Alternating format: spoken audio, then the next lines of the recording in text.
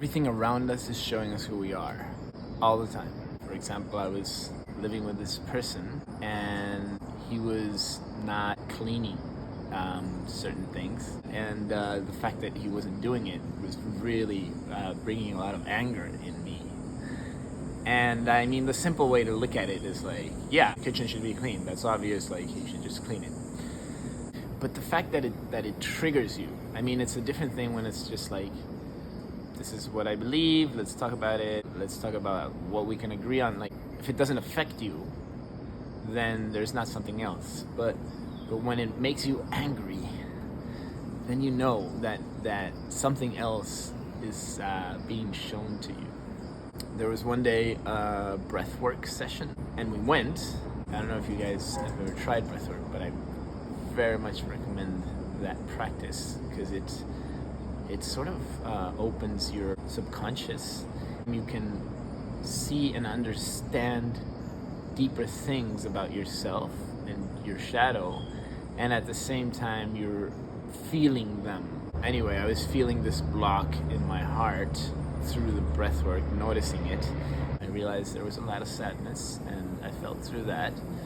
Then I started to see that the word that came up to me many times when he was not cleaning was, oh, he's so inconsiderate, right? That was the word that came up all the time. So it's very interesting to look at these words, like what words come up for you. So it's like, he's so inconsiderate, like. And then at some point I was like, during this process, the breath work, back to the breath work, I was like, well, am I inconsiderate sometimes? And then I started to go deeper and realize that, of course, I've been very inconsiderate many times, in many ways. And I started to think I'd been very inconsiderate with my mother in many ways. So that was already showing me like, oh, yeah, like there is something that I'm seeing that I also do sometimes in a different scenario. So what this means is like, maybe I'm not being inconsiderate to him, but I am, or I have been inconsiderate with someone else in the past. So he's just showing me in a different moment. I started to think about this with my mother, remembering how she had actually told me about this, that she thought when I was a child I was very inconsiderate because I was always like wanting more. So she was saying like, I took you out to the movies and then you wanted the pizza, and when you had the pizza then you wanted dessert, and if you didn't have dessert then you would like have a tantrum. And so I was just like, give me everything, give me more. But actually I've noticed that children in general are like that. They just want more and more, and it's more like, I think, the parents who can just go like, no, this is enough. But for her, it was like a personal thing. She felt bad about it. She thought I was inconsiderate. And so she felt this way and transmitted to me this feeling like, you are inconsiderate. So this is the very interesting thing. My mother, feeling that I was inconsiderate because of how she's perceived, transmitted this feeling of, you are inconsiderate. And I actually adopted it. It went in me, this idea of I am inconsiderate. And also, like, I probably was many other times in my life, but the point is, like, it became an idea that that's something I was, but an idea that was something wrong about me. That I am an inconsiderate person, and that's wrong, and I shouldn't be.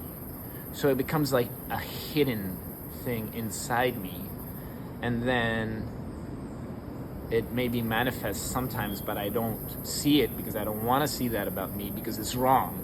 Because I've already judged myself, because I have my mother in me judging it, so I judge myself. And then when I see it in someone else, it's terrible and it's emotional. It's like, this is the worst, because this is the part of me that I haven't accepted about me. So I understood that, And then I went, a little bit further, and I was like, yeah, but actually, I was just a kid, and I was actually not doing anything wrong. I was just like doing what a child does. So, can I forgive that child? And can I actually tell that child in me that it's okay that he was who he was, and that it's okay for me to be who I am? And if I can to myself say, no, it's okay, that's just how you were in that moment, and you were a child and you just wanted more ice cream, which is okay. So if I can then forgive that and also love that in me, and I love that in me, then can I understand when another human is maybe not cleaning a kitchen because there's this rebellious, childish part of this human that just doesn't want to do that, and can I love that human as he is? Can I love that human as he is and forgive him for these deeper reasons of his behavior? Because it's like a rebellious child that I also have in me, that I also was. So if I can love it in me, then I can forgive it in him and love it in him. And then there's a possibility of changing the dynamic. So yes, you can then talk about things and set boundaries, and that's important, but not coming from the anger and the intense emotion, but coming from another place of love and understanding and compassion for who we are. So that happened.